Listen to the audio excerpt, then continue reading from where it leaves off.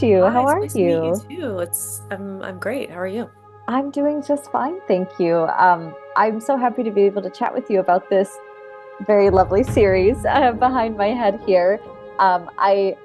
I actually just rewatched it in anticipation to chatting with you because one, I enjoyed it so much, but two, I just really wanted to relive this lovely romance that you've crafted up for us. So, Nice. very, very excited to chat with you. I guess I'll kind of get started with like the fact that your series was, I think, like one of those top series that you see listed on Netflix, like number one in the world, number one in the country, whatever, wherever it was. How did that kind of feel to really have so many eyeballs on your baby, your creation? Um, it was really surreal. I mean, it happened like it wasn't one of these things where it happened all at once. It was like a slow progression where you start to get, feedback right before the show's about to come out from some reviews coming out, and it was like, oh, we got a positive review from the Guardian. Like that's a good sign. And like Mhm. you start to see these little signs, that it's maybe going to go well, and then it comes out and it's like, wait, it's at the number two spot. That's huge. This is crazy. And then it's like number one spot, and then it stays there. And every stage of it, I was sort of in shock, because this is not a situation where when I watched the show in editing, I was like, I know we have a hit on our hands. I was too close to it, and it was so personal to me that I think when something's really personal to a creator, it can be a huge asset, but it can also be a really big drawback because you have blind spots. And so I didn't know which way this was going to go. And do you think that that such personal nature of the show ultimately is kind of what I guess drew so many people into it? Because I certainly found so many different things that I could relate to, whether it's my own dating life, other people's dating lives. So it did get me wondering, like, I guess that must have been like the magic sauce in all of this, aside from, of course, wonderful cast too that you Yeah, have. of course. Yes, I think that it's very interesting because specificity is so important in writing. Mm, And oddly enough, the more specific you are about a situation, the more universal it is, right? So you think that you have to sort of be broad and general to appeal to most people, but the truth is that when you take a very specific situation that's happened to you or a feeling you've had, it turns out that there are millions of other people who've had that same experience or feel the same way. mhm. So if you were to describe, a bad date you went on to your friends and you brought up something really specific that he did that really annoyed you, guarantee most of your friends would say, "Oh my God, that's happened to me before." That feeling, and then that's what you end up laughing about. So that's what I really tried to focus on in the writing Mhm. was, and then like in the storytelling was really specific things I felt or experienced in my relationship, and hoping that it would be universal, and it luckily was.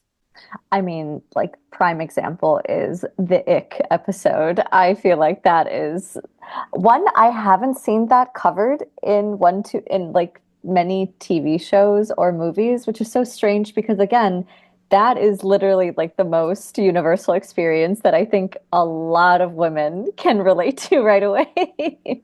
Yeah, we really do relate to that.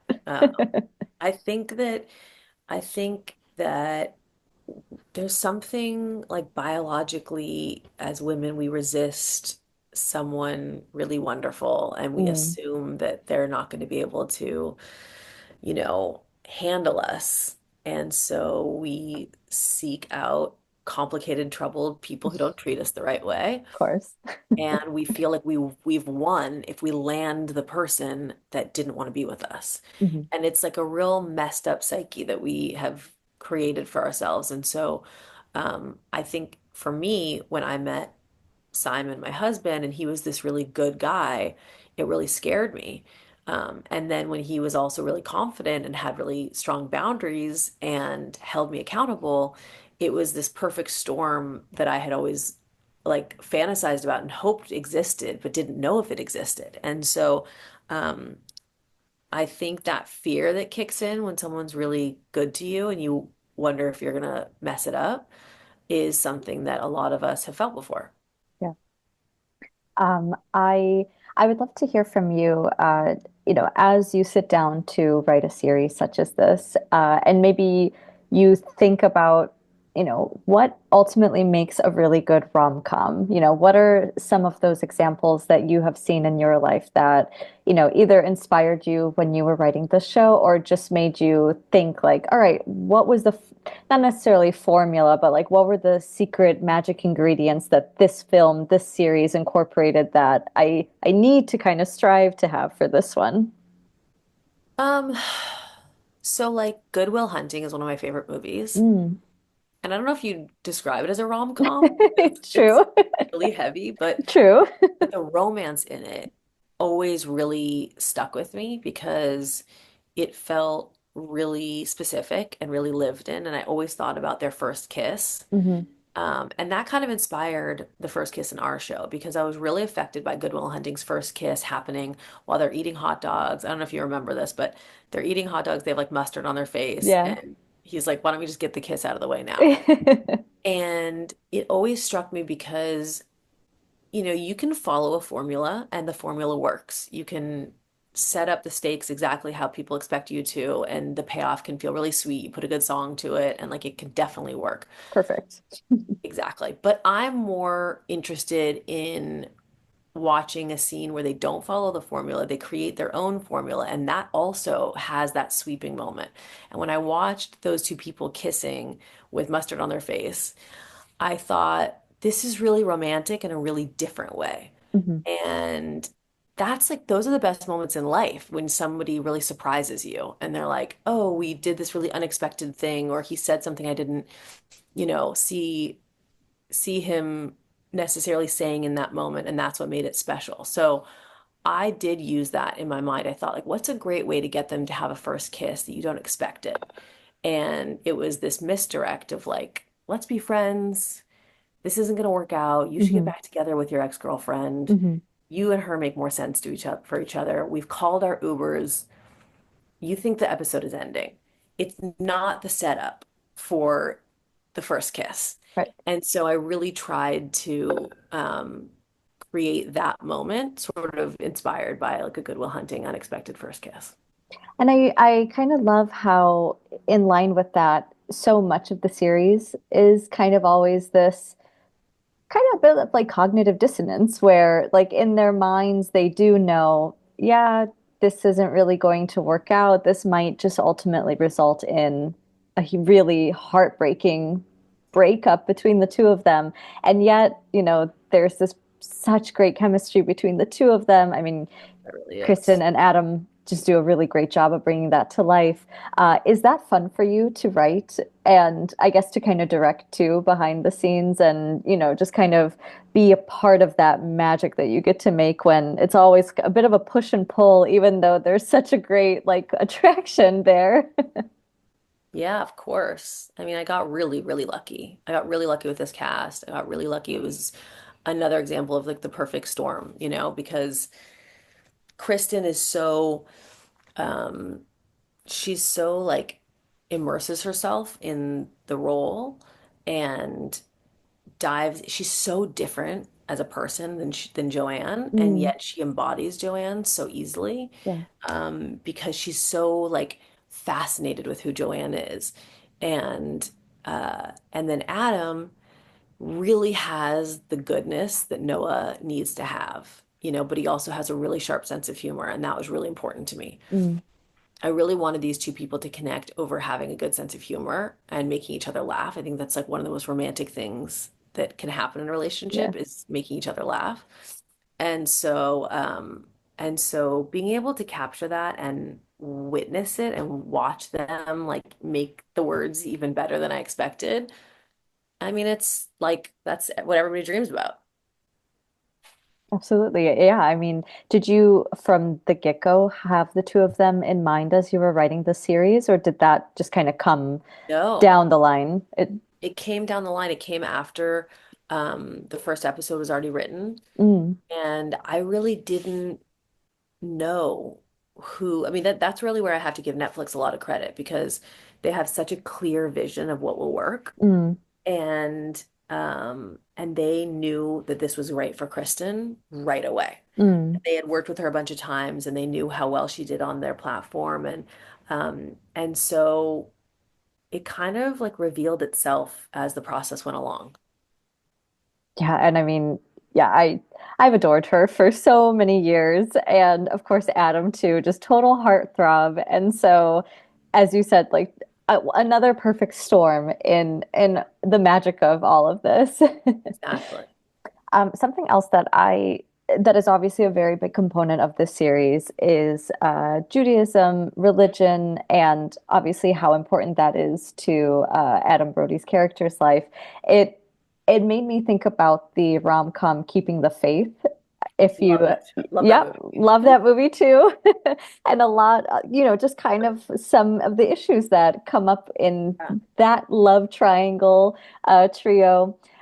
One was that a bit of an influence when it comes to Yes. it was okay, Well, awesome. so I had seen that movie before, and loved it just as a Hmm. fan, Hmm. whenever that was. I saw it 10 years ago. Um, Disconnected from me having this idea. But then once we started thinking of, so originally this show did not have Adam's character as a rabbi. Originally, Oh, he was just a Jewish guy okay. because it was based on my experience. I was converting to Judaism to marry Hmm. my husband, and Hmm. we were having these culture clashes that were interesting to me. Right. And it was really based in like, can we make it work if we come from really different types of families and different worlds? It wasn't until we were deeper in the process that it was suggested that he should be a rabbi to up the stakes because there Hmm. wasn't really enough conflict, unless the guy was like very religious, and that Hmm. wasn't the kind of story I was trying to tell because I'm not familiar with that. Hmm. So once I thought that he was a rabbi, I rewatched Keeping the Faith to remind myself like why I loved it so much, and I definitely pulled inspiration from Ben Stiller's character like playing basketball on the weekends Yeah. and also being a rabbi. I really loved his like masculine, broy, regular dude energy while being a rabbi, and that was really important to me to incorporate in this character. Hmm. Um, because if you're gonna have him be religious and like close to his faith, you have to counteract it with this like very regular guy energy. Hmm. And so I definitely was inspired by that. And of course, yes, the basketball in this too. But it's also really interesting to hear that you went through kind of like a similar process that Kristen Bell's character goes through. Would you say that some of the concerns that Joanne shares about will I be able to commit to it? Will I be able to go through with converting?